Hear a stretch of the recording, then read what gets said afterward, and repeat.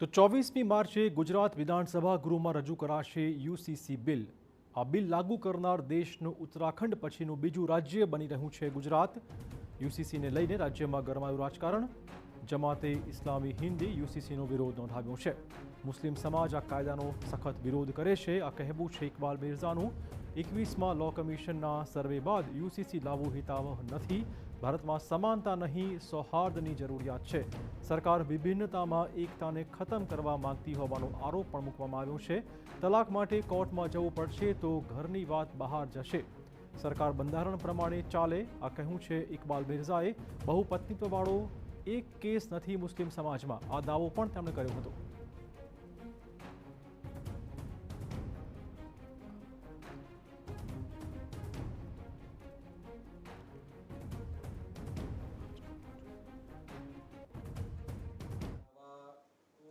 अच्छा, इसमें एक और चीज पिछली बार जो हुआ था, आई थिंक पिछली बार भी चर्चा हुई थी, तो ये ભાજપ સરકારને કે જેનાથી નુકસાન છે એ લોકોને બહાર રાખી રહ્યા છે।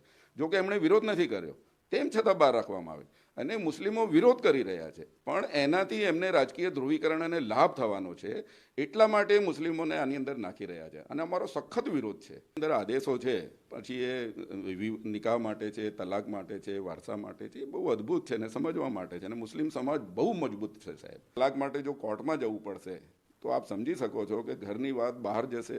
અમારામાં જે વિધવાઓ છે એમના વિવાહ થઈ જાય છે સાહેબ, અમારો પ્રોબ્લેમ નથી। એને પતિ તરફથી, પિતા તરફથી અને પુત્ર તરફથી, ત્રણ તરફથી એને વારસો મળે છે સાહેબ, અને સામે એની કોઈ આર્થિક જવાબદારી નથી, જ્યારે કે મુસ્લિમ પુરુષની આર્થિક જવાબદારી છે। તો એ રીતે પણ એ બહુ ન્યાયી કાયદાઓ છે અમારા। અને તો યુસીસીને લઈને મુસ્લિમ સમાજના વિરોધ પર મહામંડલેશ્વરનું પણ આવ્યું છે નિવેદન। દેશમાં રહો છો તો સમાન કાયદા સાથે રહેવું પડશે, આ કહ્યું છે અખિલેશ્વર દાસજીએ।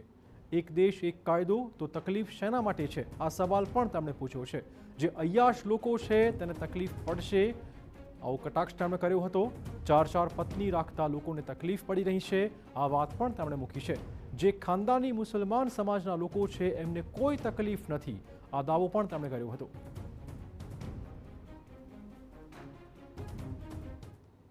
જે અયાસી પ્રવૃત્તિના અતર કોમોના લોકો છે કે એક ઘરમાં એક વ્યક્તિ ચાર બૈરાઓ રાખ્યા છે, 20 છોકરાઓ પેદા કરે છે, એમને કદાચ લાભ નહીં થાય, પણ જે મુસ્લિમ બંધુઓમાં બી સારા લોકો છે, ખાનદાની લોકો છે, ભણેલા ગણેલા લોકો છે, સિસ્ટમથી રહે છે, જેને આવું બધું વિષયમાં કંઈ પડ્યું નથી, એમને ચોક્કસથી સારું લાગે।